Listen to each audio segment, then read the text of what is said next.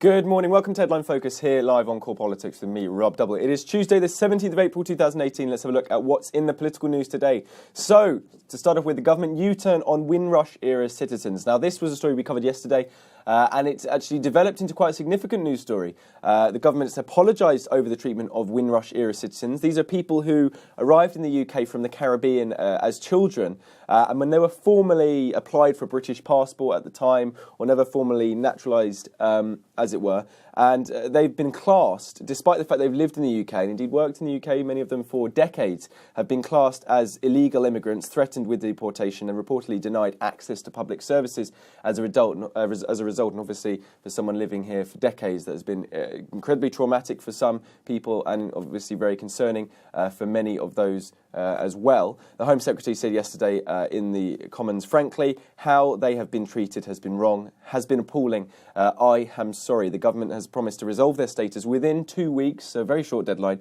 with a quote that this is about individuals and we have heard the individual stories, some of which have been terrible to hear. Now, the story came from yesterday, quite interestingly, the fact that Downing Street initially refused to schedule a meeting requested by 12 Caribbean state head of governments to discuss the problem, and effectively the government said no, we're fobbed off these heads of government to discuss this very issue, and actually from there in the morning yesterday actually developed into quite a serious matter which took up a lot of the political news yesterday and prompted the government response and the realisation that something was not right here. So a very significant story, no doubt more lines on it today, and obviously in the context of the Commonwealth Summit in London, a lot of Commonwealth heads of government will be keen to resolve this issue whilst they're in London and indeed have a very, very swift conclusion to it. But a very significant story.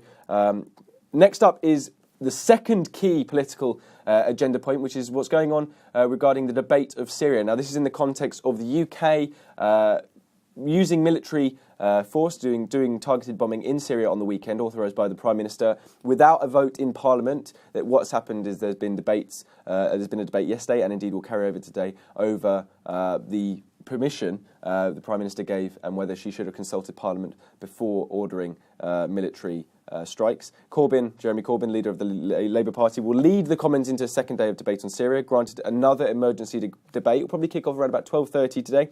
And this will focus reportedly today on Theresa May's failure to consult Parliament before ordering the missile strikes. Now, yesterday, saw a 7-hour parliamentary session on this very debate and debating Syria, including speeches by the Prime Minister and the leader of the opposition, Jeremy Corbyn. They stayed, both of them, until the end to make closing speeches, something both leaders have been recognised for, the commitment of the many hours spent in the chamber debating this issue.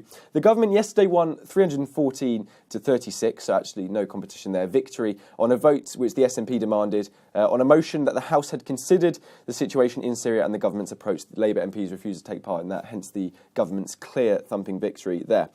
Next up, one more story comes across in what's happening in Strasbourg in the European Parliament. President Macron, who's of course the French president, will outline his vision for a future of the European Union. He's expected to push for more integration and a more united, invigorated Europe. His first speech to the European Parliament, it will be about 9 o'clock UK time. In fact, so it's actually just going on right now.